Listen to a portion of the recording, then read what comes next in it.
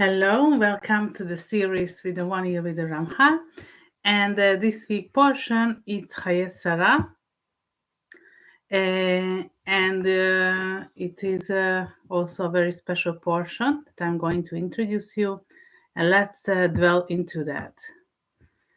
ויהיו חיי שרה 100 שנה ו20 שנה ו7 שנים שני חיי שרה. And the life of Sarah was 107 and 20 years. These were the years of life of Sarah. According to Chazal, Sarah left this world when she heard that Abraham was going to sacrifice their son, Yitzhak.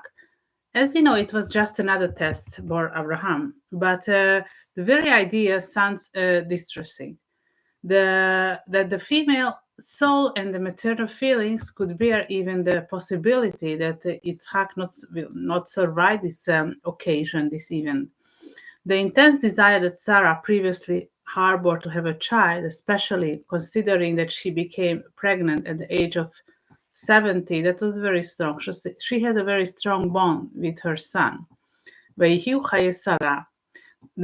These were the days of Sarah's life. Vayhiu, with having a value of Vav, like 6, Yud 10, Hey 5, plus another Yud, and another Vav here, that is 6, total 37, which is the same number of the years of Yitzhak was at the time of the Akedah I mentioned last week. Before the birth of Yitzhak, it's as if she didn't really live. She certainly wasn't a mother, right? The motherhood that she haven't experienced. And this came after. That represented a new spiritual development for her when she had a son. The Talmud also states, Ein isha ela labanim. A woman is not truly a woman until she has a children. Also, Rachel was saying it to Yaakov. ותראה רחל כי לא ילדה ליעקב, ותקננה רחל באחותה, ותאמר אל יעקב, הבא לי בנים, ואם אין מיתה אנוכי.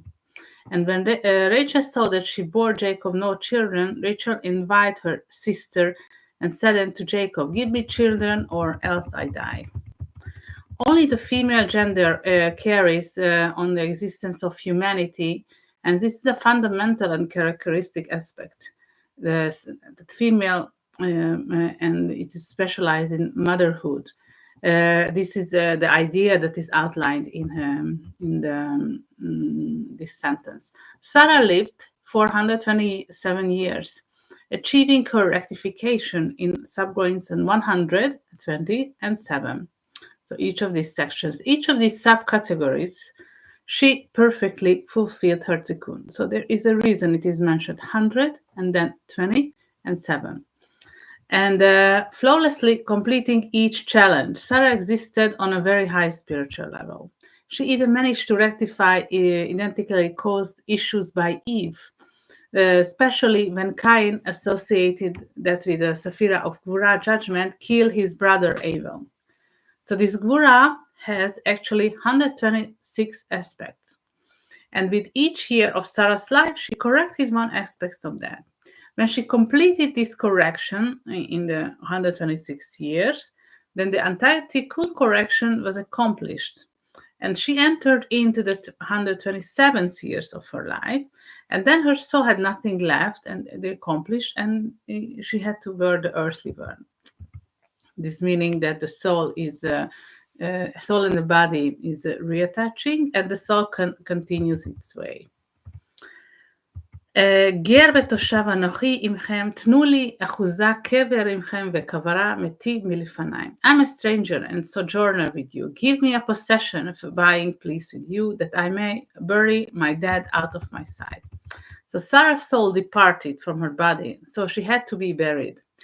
Abraham sought an appropriate place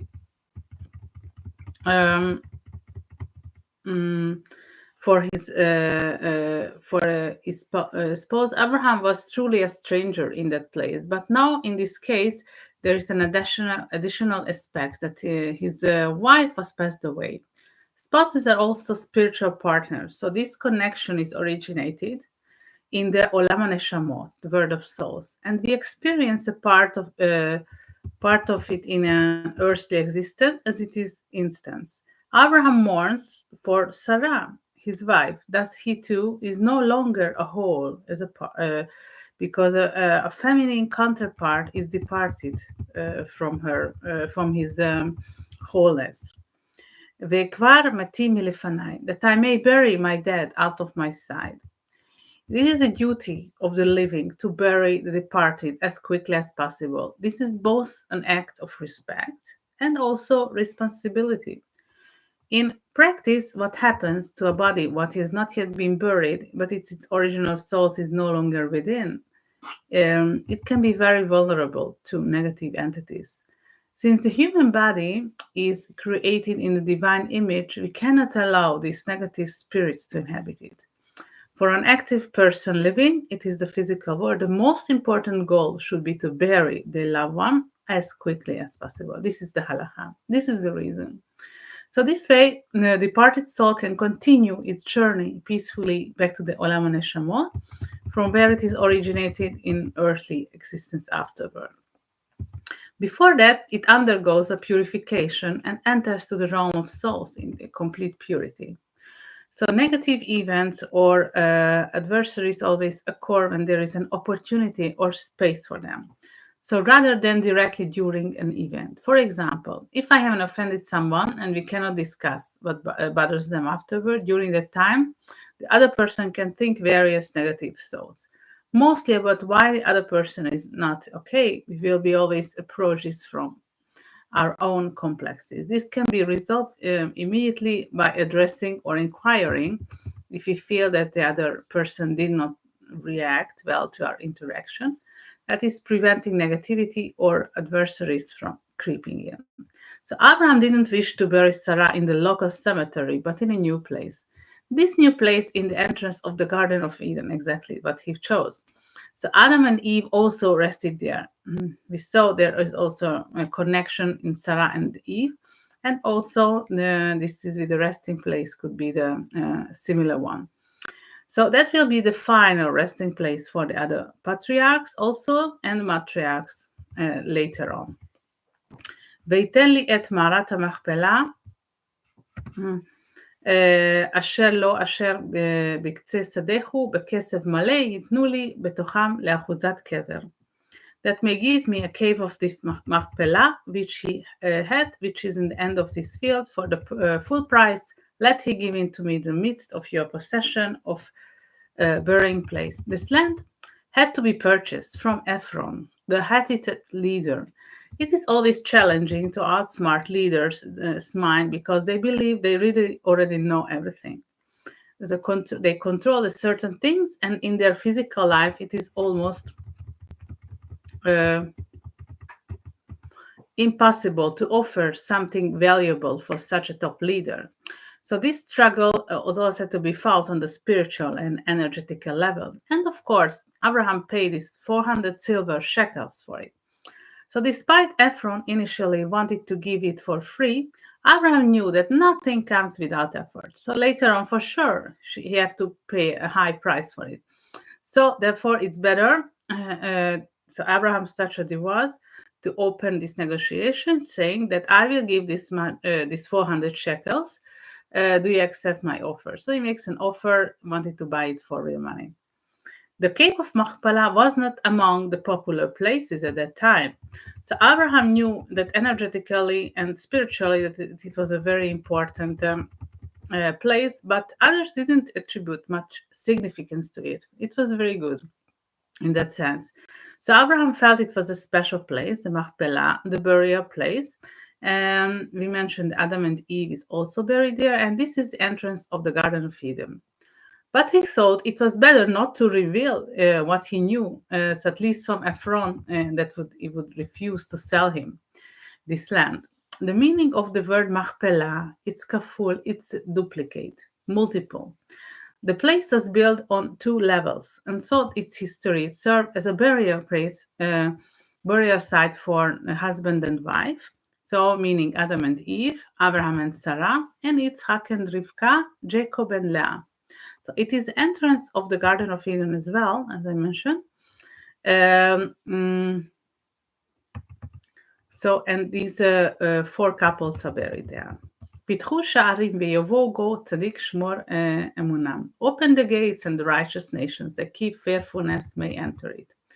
There are two gates from this entrance. As the quote also mentioned them in the plural form, sha'arim. Okay, the Marat Machpela is a physical manifestation of these gates. In the Tetragrammaton, in the sacred name of the divine, the Yud Kei Vav Kei, we find also two letters. The letter Hey has a small opening. It is not closed. The Hey, it looks like that having an entrance. These are the gates represented by the opportunities that may occur. Since Ephron didn't perceive the power, the spiritual greatness of Marat Machpelah, he sold it to Abraham. This way, like basically everyone benefited, sages teach that one doesn't need to reveal all the things that we know. To share, we have realized with everyone. This is how one acts when safeguarding their values and treasures. So you don't have to say necessary. You say the truth, but not reveal 100%, but something that you want to keep. So after Sarah's burial, Abraham turned his attention to find a wife for his son Isaac. He entrusted this task to faithful servant Eliezer, introducing him to seek a girl with the suitable virtues and the spiritual values who would be worthy to follow in his son's footsteps. ויאמר השם אלוקי אדוני אברהם, הקרב נא לפני היום, ועשה חסד עם אדוני אברהם. And said the God of my master Abraham, send me, I pray thee good speed this day, how kindness into my master Abraham. Eliezer asked the divine to see and find the right person, and that he would be able to this miracle happen to find this girl. He requested from the creator, and as soon as he uttered, it was fulfilled by the magic. Okay, so ויהי הוא טרם כלה, ודבר והנה רבקה יצא מן אשר יולדה לבתואל, בן מלכה אשר נחור אחי אברהם, וקדה על שכמה. And it came to pass before he had speaking that behold, Rebekah came out, was born into Bethuel, the son of Milcah, the wife of Nahor, Abraham's mother, with her pitcher upon her shoulder. In the text, we find the phrase "V'yihu terem kala ledaber," which beyond its simple meaning is explained in interpretation to be related to the kever, the grave, indicating the connection that the deceased Sarah and Rivka. However, if we arrange the letters in a different ways, we find Haboker, morning, that is also coming out of it. So this connects the idea that from the impure grave of Sarah, that she's going to be buried, she is buried, light emerges, transforming the Tuma, that is symbolized by the body that had no soul in it, into the tahara, to the purity, positivity, and the word Rivka also appears when it's mixed backward. After providing water to Eliezer and his camels, Rivka asked Eliezer who she is. ויאמר בת מי את? הגידי לה, היש בית אביך מקום לנו ללים. And said, whose daughter are you? Tell me, I pray thee, is there room, is the father's house for us to lodge in? So after Eliezer saw that his request was immediately fulfilled, he simply asked the Eternal, and Rebecca appeared. So the girl whose spiritual qualities, midot, would be suitable for Yitzhak. There is another interesting aspect interwoven in this story, that Eliezer demonstrates a great generosity when Rivka provides him with water, and as a result, Eliezer immediately rewards her with jewelry. Okay, so this is not regular. It's a simply explanation on one hand that Eliezer learned how to perform such acts of kindness from Abraham to do Hesed. On the other hand, he quickly realized that as soon as he made a request of the divine, the sign appeared, and he was confident 100% that the word would find that he was looking for it. So giving a space for the flowing. Rebecca could have come from the non-relative families. It could come, yet her heart was in the right place. Just like us, we encounter situations and people with whom we have a spiritual connection. Let's trust the intuitions, just as Eliezer did. ותאמר אל העבד, מי האיש הלזה החולך בשדה לקראתנו, ויאמר העבד הוא אדוני, ותיקח הצעיף ותכסה. And she said unto the servant, what man in this walking in the field to meet us? And the servant said, it is my master. And she took her veil and covered herself. And he said to the servant, who is that man that coming? This sense is about tzniut, how Rebecca was raised with ethics, and is all her midot that was tovot and fitting to Yitzhak, and from what kind of environment she came. It wasn't customary for women to appear in front of men. So she could have covered herself with anything, but one who chose, that is Hatzeif, we have in the text. This is a veil. Its numerical value is 250, like Tzadi 90, Ayin 70, Yud 10, Pei 80, and the same as Ner, which meaning candle. Okay, so a woman is a light, a treasure of her husband, and then the man provides the female energy that he receives. Okay, so we have a Tza'if that having the value of the Ner, the candle, and that is the explanation for that. When a woman gets married, she covers her head because she becomes the partner of that one man, and her light, her candle, will burn only for him. So this is a very nice explanation. ויבא יצחק האוכלה שרה עמו, ויקח את רבקה, ותהי לו לאישה, ויאהבה, וינחם יצחק אחרי עמו. And Yitzhak brought her into the mother's Sarah's tent, and took Rebecca, and she became his wife, and he loved her. And Yitzhak was confronted for his mother. So Eliezer recounted in detail to Yitzhak how he met Rebecca, and from this he understood and felt that she would be his soulmate, his zivug. So Yitzhak invented Rivka into the tent, and it was fulfilled the life and miracles, much like during the time of his mother Sarah. So the feminine and sustaining energies return into their life. For example, the Shabbat candles stay lit in the entire week, such as it happened with Sarah. Yitzhak ve'Yahava loved her. After Rebecca fulfilled her role as a wife, Yitzhak reconciled with the loss of his mother. The feminine energies found their place again. He let go of his mother, his childhood, where he grew up. וינחם יצחק אחרי אמו. Yitzhak was confronted with his mother. She found solace, letting go of her soul while it continued to manifest in the tent. We know that early tzaddikim often happened to return to the original dwelling place, that it was if they were still there among the living.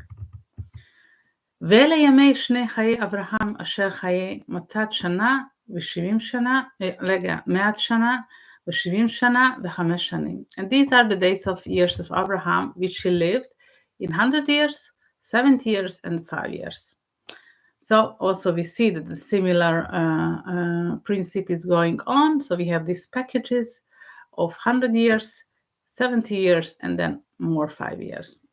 So during the time at the age of 3, Abraham broke away from idol worshipping, remaining 172 years in the deep connection with the Creator. So this numerical value of Ekev, hill, like Yaakov, it's 172. Okay, so Abraham rectification corresponds to the primal sin of Adam and Eve, the departure of the Garden of Eden. So this period of his life was dedicated to correct that. So Abraham and also Sarah having a connection with Adam and Eve. ועתה תשופנו עקב, ויבא אישית ביניך ובין האישה ובין זרעך ובין זרעת הוא ישופך ראש, ועתה תשופכו עקב. And I will put enmity between thee, the woman, and between the seed and her seed, that shall bruise the head, and thou shalt bruise their heel. Here we find the expressions. The serpent is the one who initiates the process of the evil. The punishment he receives that he will no longer have legs. Previously, the serpent had legs, and it was as tall as human. So this was a bit like misleading even for Eve and Adam. She thought that the serpent was also human, like not belonging to the animal kingdom. Animals driven by instincts cannot be expected to consider what consequences their actions might have, or think about what will happen tomorrow. Instincts is about the immediate pleasure of the here and now. So Abraham takes on all this rectification in the later years of his life, connecting purely with the Creator and correcting all for all humanity. At the age of 75, he permanently left being an idolatrous environment, abandoning Haran, and another 100 years was granted for him. What is the signification of the 100? It is 10 times 10. So each 10, it's represented the perfection of the Sefirot.